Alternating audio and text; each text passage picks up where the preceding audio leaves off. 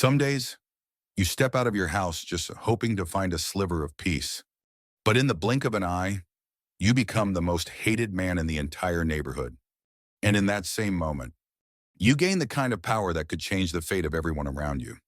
The day I was labeled the enemy of Lakeside Estates was also the day I signed a contract that brought their entire rulebook crashing down. And it all began with something that sounded absurd. I was fined $500 for fishing with my daughter, who was still grieving her mother's death. What they didn't know was this. Behind the tired smile of a single father was $4 million, just waiting for revenge, and a resolve as cold as steel. If they want a war of regulations, then I'll show them what a real war looks like. If you're watching this from your bathroom to escape one of those mind-numbing HOA meetings, drop a comment right now and tell me where you're hiding. Because the story I'm about to tell you, you won't be able to look away. And who knows? It might even teach you how to take down a power-hungry manipulator without ever raising your voice or slamming your fist on the table. My name is Remy Thorncraftoft. 2 months ago, I thought I was living a life most people could only dream of. I was a venture capitalist, spent nearly 15 years in the financial world, investing in tech startups, running multi-million-dollar negotiations. After selling off my shares in 3 of the most successful companies, I retired at 42. Money was no longer a problem. Life had been good to me until it wasn't. Because there are things that no amount of money can erase. Like the death of my wife, Rachel. Rachel was everything. The first person who believed in me when I was just another analyst with nothing but a dream. The one who gave up her law career to travel the country with me, hopping from startup convention to startup convention, back when we couldn't even afford a proper apartment. And just when things finally settled down, just when my career had found solid ground, cancer crept into our lives without warning. We fought to return home. She fought harder than anyone. But in the end, Rachel was gone, leaving me and our 14-year-old daughter, Solon, in a house that suddenly felt far too big and far too quiet. Solon stopped smiling. She barely spoke a word in the 2 months after the funeral. Until one afternoon, I suggested we go down to the lake near our house, the place the 3 of us used to go fishing when Rachel was well. That lake and the simple act of casting a line sparked something in Solon. She laughed, her first real laugh in weeks. And in that moment, I realized I couldn't stay in that house filled with aching memories. I needed somewhere new to start over. Not for me, but for my daughter. So I started looking, not for a big house, not for a fancy neighborhood. I wanted something very specific. A clean lake, peaceful, where we could fish, and not too far from school. A few weeks later, I found a listing for a place called Lakeside Estates. The name sounded perfect.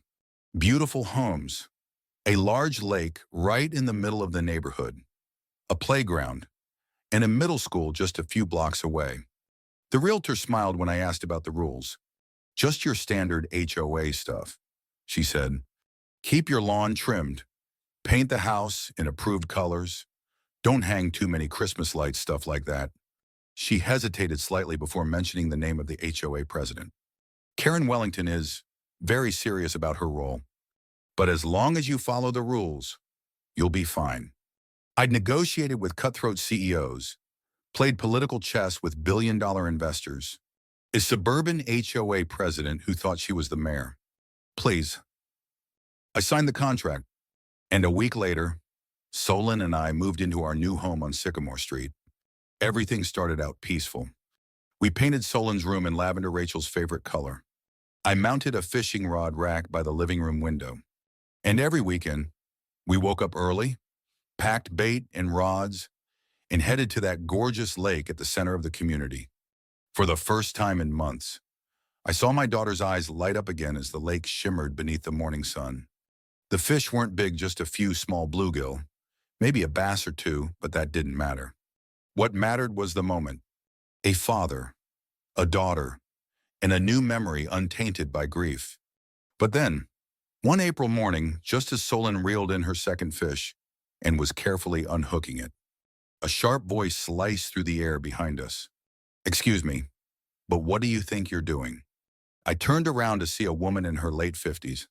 Blonde hair in the classic "I'd like to speak to the manager" cut, wearing designer activewear, tablet in hand, and a glare like she'd just caught us committing a felony.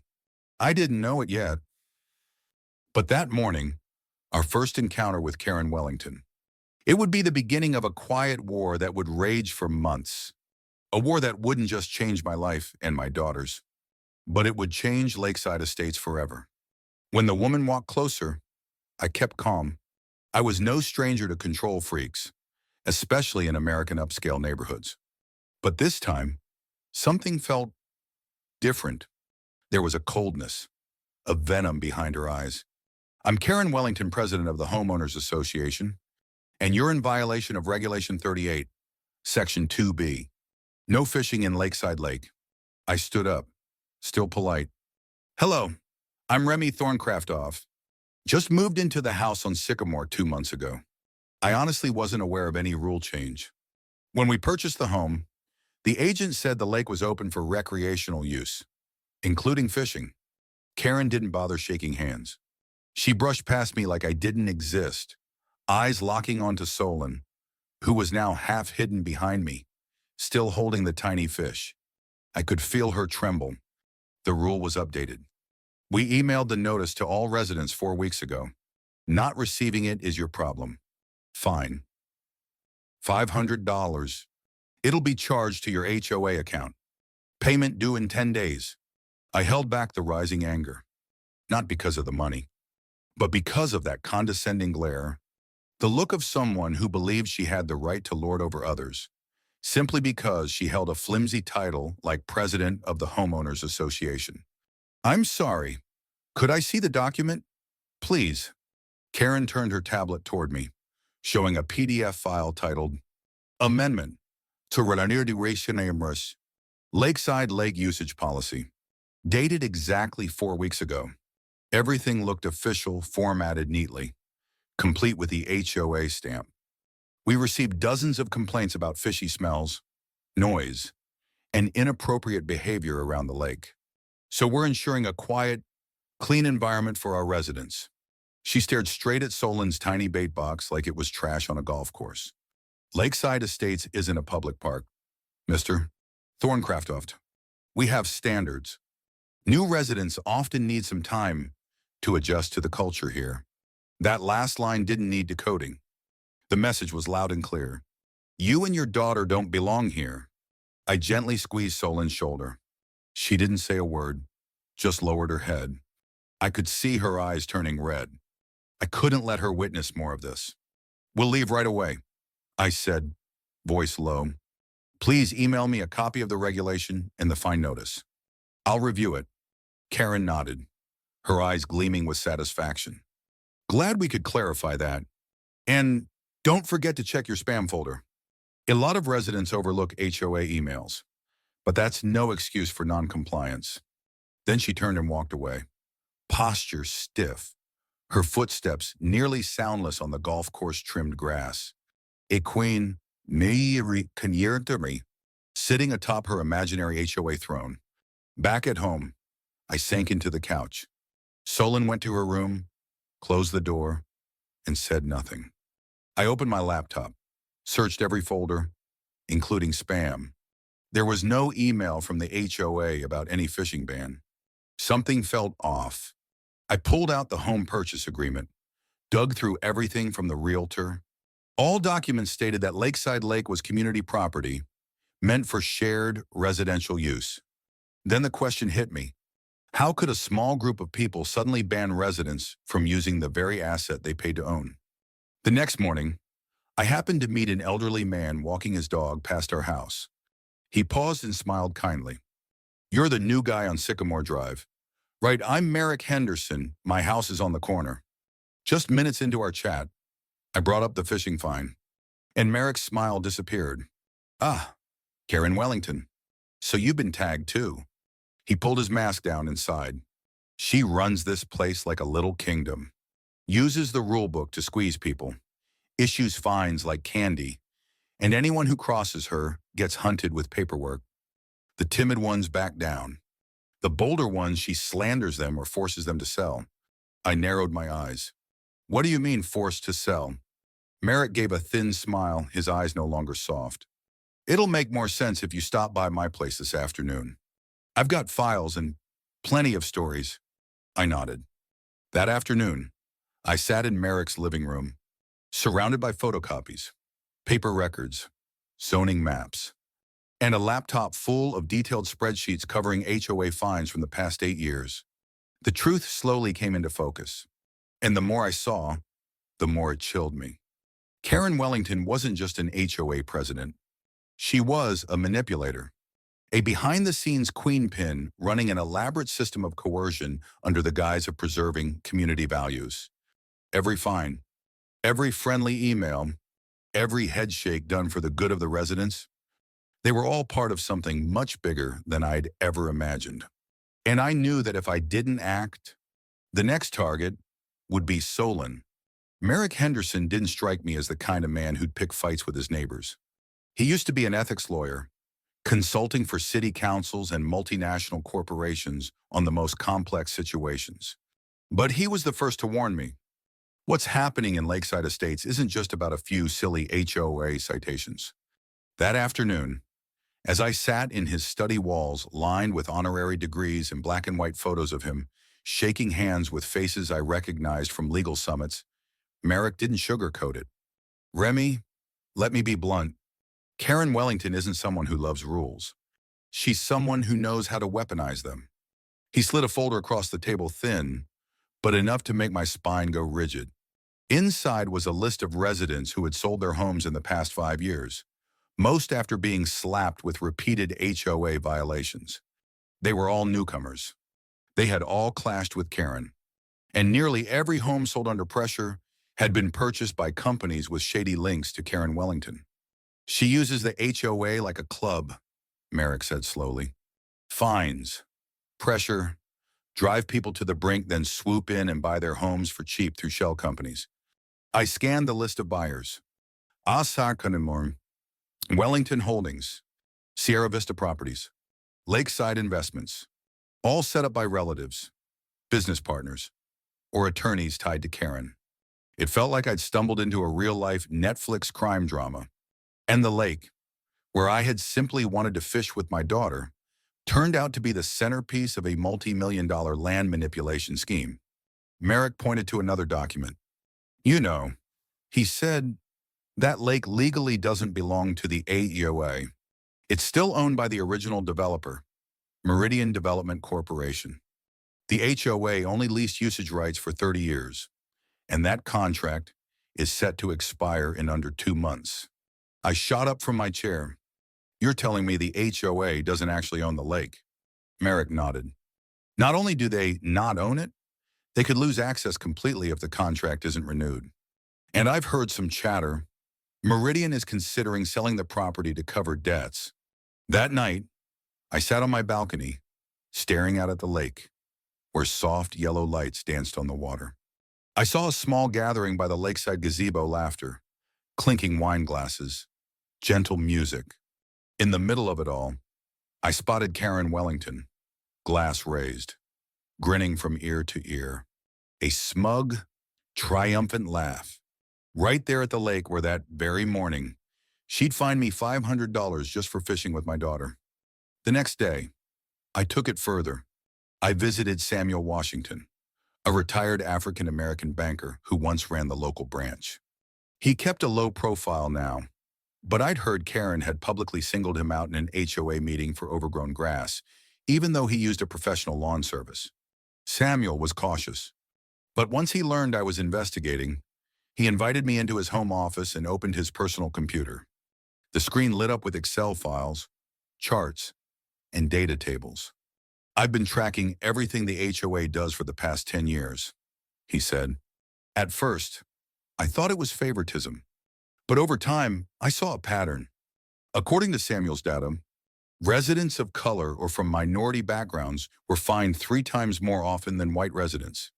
Longtime residents were rarely penalized, even for identical infractions. Homes hit with repeated fines were often sold under pressure, then bought by the same shell companies listed in Merrick's folder. And the Lakeside Lake, which Karen was maneuvering to control, was the final, unsnared piece of land left. Karen's quietly negotiating to buy the lake directly from Meridian, Samuel said. Not for the HOA, but for her own real estate firm. The plan is, once she owns it, she'll restrict public access, build luxury waterfront villas, and sell them for millions. Banning fishing is just the first step. It felt like a punch to the gut. Fishing, my daughter's laughter, our peaceful mornings by the lake, just collateral damage in a land grab of massive proportions. I clenched my fists. I couldn't let this go on. That night, I messaged Merrick and Samuel. I'll play her game, but by my rules. I used to make a living investing in struggling companies, finding the cracks, buying in at the right moment, flipping the game. Now, Lakeside Lake was exactly that kind of opportunity. An undervalued asset with the potential to change an entire community. And I had $4 million sitting quietly in my account waiting for the right moment. This was no longer about fishing, no longer about a father being disrespected, no longer about emails and violation notices. This was a war for justice. For my daughter, nearly and for all the residents who'd been silent for far too long, now living under the grip of a master manipulator. At first, I thought I was just a father trying to protect his daughter. But over time, through hushed conversations and secret handshakes, I became part of an underground resistance, hidden in plain sight, right within this pristine, polished neighborhood. It all began with Merrick and Samuel. They didn't just have legal knowledge, they had conviction. A belief that Lakeside Estates could become something better if Karen Wellington were removed from power. We started holding covert meetings, rotating locations to avoid suspicion. One day at the public library, the next in a bakery basement, sometimes just a small cafe out in the suburbs, far from the eyes of the neighborhood. I remembered every face that showed up. There was Maria Gonzalez, a nurse raising 3 orphan children, banned from the community pool for excessive noise. James Morris, a retired teacher, fined by Karen for having Christmas lights that were too bright. Diana Winters, a young widow who had Karen lead an entire inspection crew into her backyard because of mosquito breeding concerns. All of them, like me, had felt the sting of the iron fist that was the HOA. But unlike before, now they weren't alone. We created an encrypted group chat. We shared every ridiculous citation, every threatening email, every violation Karen herself committed. Samuel built a meticulous spreadsheet system, so whenever anyone received a notice, a few keystrokes would alert the entire group. With each new citation, another resident joined us. Karen's oppression was fueling our growth. Meanwhile, I dug deeper into Karen's financial standing using the same skill set I once used to evaluate startups. Through public records, I uncovered Wellington Properties, her real estate firm, was drowning in debt, mostly from cross-collateralized loans. She was leveraging assets within the community as collateral to secure more bank loans. And without a major cash influx, like a development project involving the Lakeside Lake, she would collapse. She's not doing this for power. I told Merrick one night at a meeting, she's doing it because she has to. If she doesn't pull this off, her whole empire falls apart. Merrick nodded. And that's exactly when she's at her weakest. We identified the strategic window. She was in talks with Meridian Development to buy the lake for $300, financed over 18 months. But if someone else, me, could put down the full amount in cash, the deal could be nullified. Robert Chen, a local broker Samuel had worked with, agreed to connect me with Meridian's legal team. We arranged to meet at a downtown law office. I came prepared, full documentation in hand, and made a proposal to purchase the full rights to the lake and the 10-foot lakeside perimeter for $350. Cash. No conditions. The Meridian rep nearly shot out of his chair. "Are you serious?" he asked. "Karen's been scraping together financing, and you want to pay in full within a week." I smiled. "I'm not just serious. I'm ready to sign today." The deal was filed under the legal entity Thornycroft Holdings, LLC and LLC. I set up specifically for this purpose, to keep my identity anonymous. Only Robert, Samuel, Merrick, and I knew the truth. Even the residents in our group just knew a well-resourced friend was backing us. I didn't want Karen to find out. I wanted her to pour everything she had into the lake project, every ounce of pride and calculation, only to watch it all collapse in a single night. And then, the pressure started. Karen went on the offensive. I received a cascade of citations over 10 days. Grass growing too quickly. Mailbox not at standard height. Garage door color off spec. My daughter left her bike in the yard for 15 minutes. Total fines. Nearly $2,000. Others in the group were also targeted. Maria was cited for grass being a quarter-inch too tall. James was warned for a sagging gutter. Diana was summoned for improper trash bin placement. But Karen didn't realize her crackdown only made us stronger. The more she targeted, the more people joined. By week 3, we had representatives from over 30 households, nearly a quarter of the entire neighborhood. One evening, Solon came home from school, eyes red. The other kids called me a troublemaker. Said you were trying to destroy the neighborhood. My heart sank. She didn't deserve that. I sat her down, looked her straight in the eye. You know, I said, sometimes the only way to change a place that's become unfair is to stand up and take the hit. Not for yourself, but for others. The next morning, I got the call from Meridian. The transaction's complete. As of today, you officially own Lakeside Lake. I hung up, sitting in silence. The feeling wasn't triumph. It was readiness. Because I knew the real storm, it was just beginning. Karen Wellington thought she was at the finish line. She organized a special HOA meeting flyers posted across every community bulletin board titled Reimagining Lakeside Lake, a vision for the future. She even hired an architecture firm to create flashy renderings. A members-only lakeside lounge, a mini golf course, private BBQ zones, and the very spot where my daughter and I once fished, completely gone, replaced by a wine bar and a mini yacht dock. I know because I stood there, coffee in hand, looking at the designs, and I smiled. Because what she didn't know was that everything she was planning was being built on my property. That HOA meeting was Karen's stage. She stood at the center of the community center hall, spotlights catching her bleach blonde hair, her pristine beige suit, and her air of smug confidence. We are at a pivotal moment, she began. To elevate Lakeside Estates into a model neighborhood for the state, we must reimagine our living space with Lakeside Lake as the centerpiece. Slide after slide, maps, designs, budget projections. And then, the big reveal. To fund this project, the HOA will collect an additional $50 per month from each household for 24 months. This is a special contribution and investment in our future. The room buzzed. Some nodded. Others exchanged uncertain looks. And then Karen played her final psychological card. If anyone opposes investing in our community, I ask you, who are they really looking out for this neighborhood? Or themselves? Her gaze swept the room, pausing briefly on me. No name was mentioned, but everyone knew. I was the troublemaker. The newcomer was shaking the very foundation of the power she had spent 8 years building. I didn't respond, didn't stand, didn't speak. I just smiled, because I knew Karen had just bet all her reputation and power on a lake project she no longer owned. And that was when I decided it was time to flip the board. 3 days later, Karen hosted a lakeside party exclusive to longtime residents, her loyal inner circle. Banners, wine, jazz music, and floral decor set up as if the lake was their private playground. I arrived mid-celebration, accompanied by Merrick, Samuel, and 2 very special guests, an attorney and a local police officer. I stepped onto the stage just as Karen was giving a toast.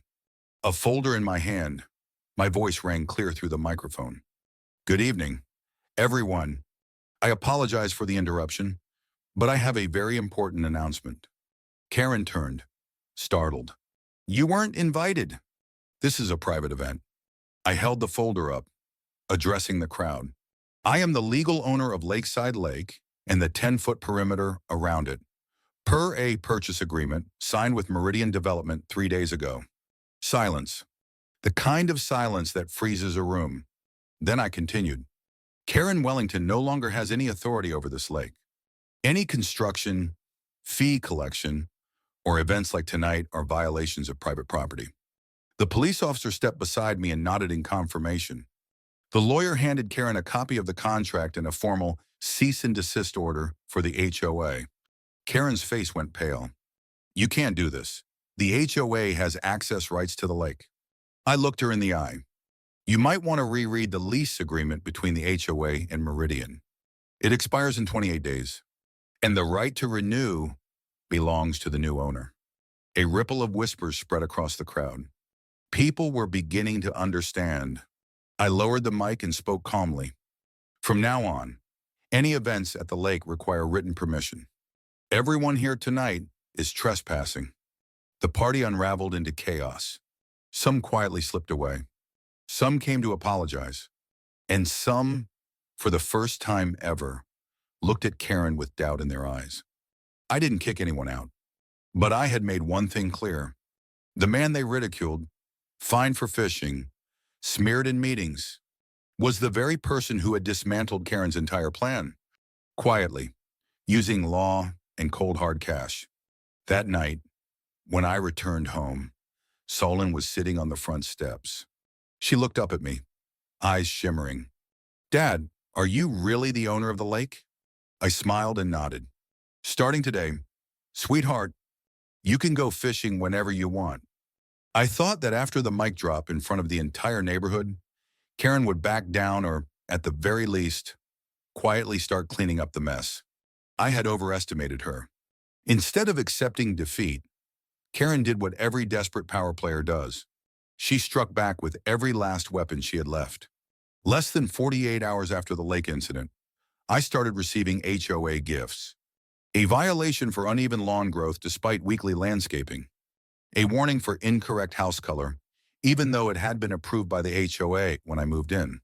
A citation for a backyard structural issue because our patio furniture didn't have a UV protective coating. Each day, a new reason. Each slip of paper, a quiet stab. Total fines over 10 days. More than $300. But her lowest blow wasn't aimed at me.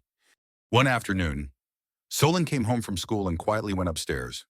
I knocked. No answer. I walked in and found her lying face down on her pillow, shoulders trembling. They're calling me a troublemaker. One kid said their mom told them, "You're trying to ruin the neighborhood." My chest tightened. Not from the slander, but because Karen had dragged my daughter into this war. I went downstairs and called Merrick. I'm done playing nice. It's time to bring the whole truth into the light. That night, we held a group meeting. Nearly 40 people showed up, the largest yet. Samuel presented detailed statistics. People of color and new residents were fined 3 times more than long-term residents. Homes that were pressured into selling were consistently bought by Karen-connected companies. Community contributions had been used for projects that benefited only a select group, mostly Karen's friends. Diana shared how she was threatened with a psychological evaluation after challenging Karen. Maria explained how her lease renewal paperwork mysteriously got lost the same week she appeared at a resistance meeting. I stood up, voice firm. This is no longer personal. This is a system of manipulation, one we've all lived under for far too long. Our next move was public. Merrick, as a longtime resident and former attorney, filed a formal petition requesting a 5-year audit of the HOA's finances. Over 50 households signed it within 2 days. Simultaneously, we sent a letter to the local paper outlining discriminatory practices by the HOA, financial conflicts of interest, how Karen was running the HOA like her private enterprise. The article made the front page of the Sunday edition. Karen's response, one side were, "Yes, we do firm," a last-ditch power grab. She called an emergency meeting, demanding my expulsion from the HOA for disruptive behavior threatening community unity. I arrived on time, calm, prepared, with one piece of final evidence. Before the vote, I said to the room, "I'd like you all to hear a recording." I pressed play. Karen's voice echoed through the speakers. "Merrick, if you help me convince Remy to sell back the lake, I'll wipe all your violations and offer you a seat on the HOA board with a modest stipend." The room fell dead silent. Merrick smiled gently and nodded toward me. "I think Karen forgot the golden rule of villains. Never try to bribe a retired ethics attorney." The vote took place moments later. The motion to expel me overwhelmingly rejected. Instead, a new motion passed. Karen was suspended pending an internal investigation. Her camp was stunned. Some walked out. Others started to shift. The next day, I announced the free fishing pass for kids program for all residents with young children. With one exception, current HOA board members and their families. Petty maybe, but I didn't need to hurt them. I just needed them to see where the real power now resided. A week later, 3 HOA board members resigned. One of them, Veronica Palmer, who once called me a chaos agent, knocked on my door. Eyes softened. "My son really wants to join the fishing program. If I step down, could he be included?" I smiled. "You know, we're big fans of residents who are willing to change for the right reasons." That night, Solon hugged me tightly. "You didn't give up. I'm proud of you, Dad." I pulled her close. "And I'm proud of you. We didn't win through anger, we won with truth, and by refusing to back down." Karen's silence in the days following the suspension meeting wasn't surrender. It was the calm before a storm she was quietly preparing. And I knew that. Karen wasn't the type to go down quietly. She was the kind who, when cornered, would rather drag everyone else down with her.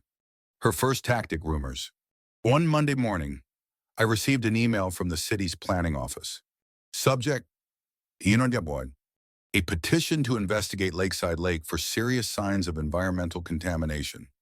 The petitioner, a former HOA board member, who just happened to work at Karen's husband's company. At the same time, the city's building department sent me a surprise notice. An inspection was being scheduled for my backyard due to suspected violations in recent renovations, despite the fact that I hadn't touched the structure since moving in. I didn't need to guess. I knew exactly who was pulling the strings, but I didn't respond with threats or lawsuits. I responded with evidence. Over the next 2 weeks, I hired an independent team of environmental specialists. They collected water samples from multiple points around the lake, testing for quality, heavy metals, fertilizer runoff. The results shocked me. Lakeside Lake, the very place Karen had once called the crown jewel of the community, had actually been severely polluted for years due to reckless pesticide use from lakeside homes. And those homes all belonged to Karen's inner circle. As for the HOA, not a single environmental inspection had been conducted in the past 8 years. I held a press briefing with the local paper to present the lab results. I also invited representatives from a regional conservation group who confirmed that the HOA had never implemented any standard lake management protocols. Then I made a public declaration. We will launch a full-scale restoration project for Lakeside Lake, transforming it into an environmental education reserve for children. No longer a tool of control, but a true community space. At the same time, Samuel and I made our final move. We dug into Karen's personal finances. Thanks to Samuel's old banking connections, we accessed mortgage records and cross-referenced property loans. And what we found stunned even us. Karen was drowning in debt. She had mortgaged 3 properties, including her own home, to fund her lake takeover scheme. Worse, she had used the HOA's name as collateral for a personal loan, a major violation of public finance regulations. As we prepared to present these findings at the next community meeting, Karen broke. One night, surveillance cameras around the lake captured footage of her and 2 men climbing the fence to the water's edge. One of them pulled out a container and poured liquid into the lake, right at the children's fishing zone. We handed the footage to the police. Karen was arrested the next morning, charged with trespassing, intentional environmental contamination, and endangering minors. The police raided the HOA office. They found altered HOA bylaws with forged signatures from former board members. Karen's personal notebook detailing how she would handle certain residents, complete with names, penalties, and timelines. Karen was taken into custody. While the investigation continued, she faced a class action lawsuit from residents and a separate state probe into illegal real estate practices. But this wasn't just a financial collapse or legal downfall. This was the total unraveling of an illusion of power. 2 weeks later, I invited all residents, excluding the remaining HOA board members, to my home. We held a community gathering to announce a new plan, create an ethics committee with rotating terms, rebuild the HOA with transparent elections and term limits, establish the Lakeside Community Fund, using refunded penalty money and voluntary donations for public projects proposed and voted on by residents. And finally, I dropped one last revelation that left the room in stunned silence. I've purchased the mortgage notes for 19 homes, including Karen's, but I won't foreclose. Instead, I'll refinance each at a lower rate as long as everyone agrees to rebuild this HOA from the ground up. There was no applause, just a room full of eyes. That, for the first time in years, reflected gratitude and trust and hope. 3 months after Karen's arrest, on a bright autumn morning, Solon and I stood by the lake, the place that had once been a battlefield, now silent, peaceful, with only birdsong and glass still water. She was tying a new bait on her fishing line, while I gently placed a small wooden sign into the grass near the shoreline. The engraving read, "Rachel's Lake, where memories are reborn."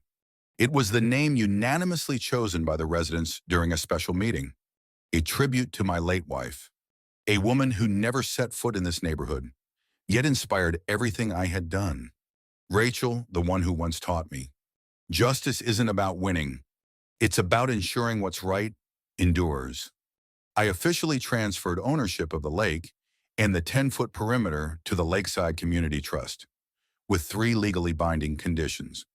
The lake will forever remain community-owned. It cannot be privatized or sold under any circumstances. All decisions regarding the lake must go through a full community vote under transparent procedures. A free environmental education program for children must be created and operated by local residents. A week later, we hosted the first ever community fishing festival. The first event in the history of the neighborhood was not run by the HOA, with no fees. No citations for wearing the wrong shirt color or bringing the wrong size chair. Families laughed together on the grass. Kids raced around with tiny fishing rods. An elderly man, once fined by Karen for excessive Halloween decorations, set up a full pop-up tent to hand out free water. Samuel, sharp in his old brown suit, handed out community ally cards. Merrick ran the children's fishing station, teaching them how to bait and safely release fish. And I simply sat beside Helen, watching her drop her line into the water, a radiant smile lighting up her face. "Do you think Mom can see this?" she asked softly. I gently squeezed her hand. "She doesn't just see it, she's smiling." "Sweetheart, I know she is." Big changes kept coming. For the first time, the HOA elections had term limits, open nominations, and oversight from the ethics committee. Safira Dusklin, once threatened by Karen over her storefront lease, was elected as the new HOA president. In her very first meeting, she announced a full audit of the last 10 years of HOA spending, a recovery plan for missing funds, and a monthly public feedback system. A month later, the local newspaper ran a 3-page feature titled "Lakeside Estates, the Story of a Peaceful Uprising." The article went statewide, and soon, other communities began reforming their HOAs, inspired by our story. I turned down every offer to run for mayor, even after the sitting mayor resigned due to his hidden ties to Karen. I had no desire to become a politician.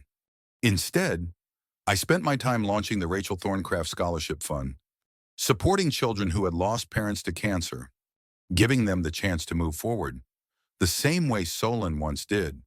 A year later, Lakeside Estates was unrecognizable. No more surprise citations on front doors. No more anonymous watchers.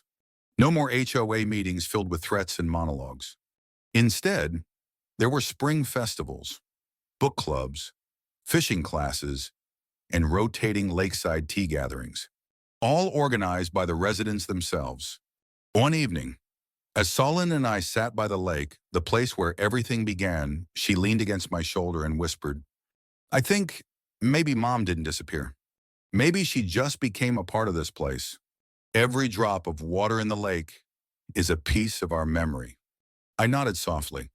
"And every act of kindness, every child who learns to live with integrity, that's how she keeps living on." This story isn't about revenge. It's not about hitting back harder. It's about reclaiming what was meant to belong to everyone, with intelligence, patience, and unity. And if you're watching this video, have you ever felt exhausted by senseless HOA meetings, ridiculous citations, or petty tyrants who think a title gives them the right to rule? Remember this: never underestimate a father trying to heal his daughter's wounds. And never underestimate a community that starts believing it deserves better. I was once labeled a troublemaker, fined for simply trying to help my daughter grieve through fishing, threatened, isolated, and even had my own child dragged into a battle we never asked for. But from that very place, I learned this: you don't need power. You don't need a title. With patience and the truth on your side, you can take down a miniature dictatorship called an HOA.